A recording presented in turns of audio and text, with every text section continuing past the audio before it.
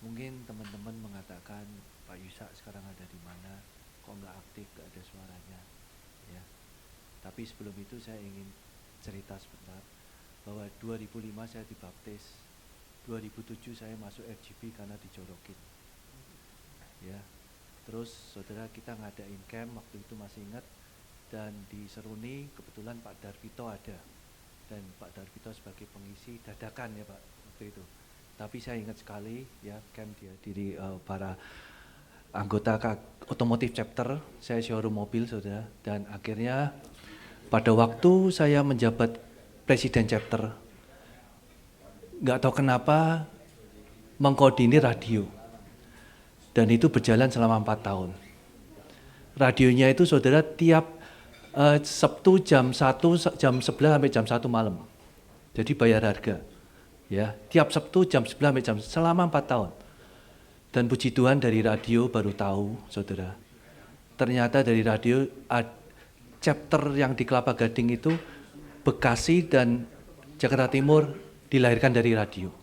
Ya, itu yang luar biasa. Dan pada waktu menjadi chapter presiden, saudara, saya sering ngadain pelayanan ke pedalaman. Orang mengatakan ngapain ke pedalaman? Dan puji Tuhan saudara, dari pedalaman itu saya baru tahu sekarang. Saya punya yayasan G12, kita ke pedalaman yang tidak terjangkau, sudah ada 15 gereja yang kita bangun. Ya.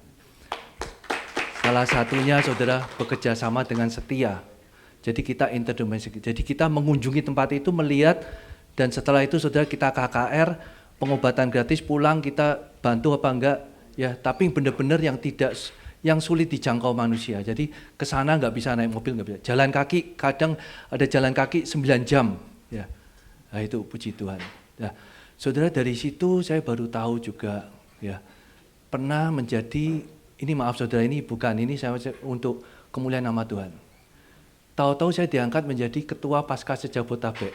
Saudara masih ingat di Sun City, ya. Itu saya baru chapter presiden kenalan segitu banyak, ya. Jadi saya kenalan seluruh FGB seluruh Jakarta, ya. Dan baru sampai situ saudara, Pak Andreas Susetia mempercayakan saya, Pak Yusak, kamu kesini aja ke West 2 bagian apa? Hospitality. Jadi tukang ngangkat-ngangkat koper, ya. Tapi puji Tuhan, dari situ saya dengan Pak Arman, almarhum, saya punya pengalaman yang luar biasa. Jadi kalau konvensi di Jakarta 1000 orang, cuman hanya 10 orang panitianya. Itu yang luar biasa, yang tidak bisa pengalaman itu yang ini, ya. Terus pengalaman melayani Ganesun juga perintis sama-sama sama Pak Arman juga, ya.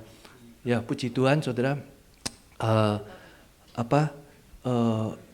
Setelah itu saudara, saya tahu-tahu diangkat di National Board jadi development Pak Benny Chung. Jadi saudara ngerti chapter-chapter ini kelemahan apa, jadi saya belajar banyak, ya.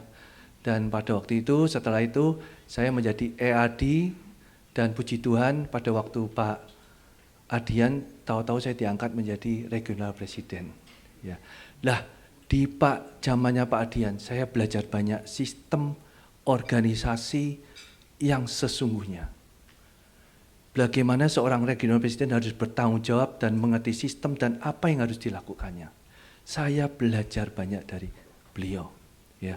Dan puji Tuhan, saudara, setelah menjadi regional presiden, saya terus terang enggak menjabat lagi. Tapi saudara, saya sebagai penasihat, dan saya kembali lagi jadi chapter presiden lagi. Jadi chapter presiden lagi otomotif, puji Tuhan sekarang sudah ada 3 chapter, ya, multiplikasi, dan rencana ada 3 lagi chapter lagi, ya. Dan puji Tuhan sekali sekarang saudara, dengan adanya ini saya juga belajar banyak, bukan sombong saudara, saya sudah merintis 2 gereja dan sudah didewasakan, dan puji Tuhan kita lagi planning 2 gereja lagi, 1 youth, 1 untuk dewasa. Tapi saudara wilayahnya di Kelapa Gading saja. Jadi saya lagi cari tempat, ada tempat, saya akan buka 2 perintisan gereja dan 3 chapter lagi. mohon dukungan doanya ya. Karena saya mengimani ayat saudara di Yohanes 15 ayat 8. Dalam hal inilah Bapakku dipermuliakan. Jika kamu berbuah banyak dan kamu adalah murid-muridku. Jadi saudara kalau mau disebut murid-murid Tuhan harus berbuah banyak. Dan ini ayat kesukaan Pak Adian, Yohanes 15 ayat 16. Bukan kamu memilih aku, tetapi aku yang memilih kamu. Dan aku telah menetapkan kamu supaya kamu pergi dan menghasilkan buah, dan buahmu itu tetap. Semuanya untuk kemuliaan nama Tuhan.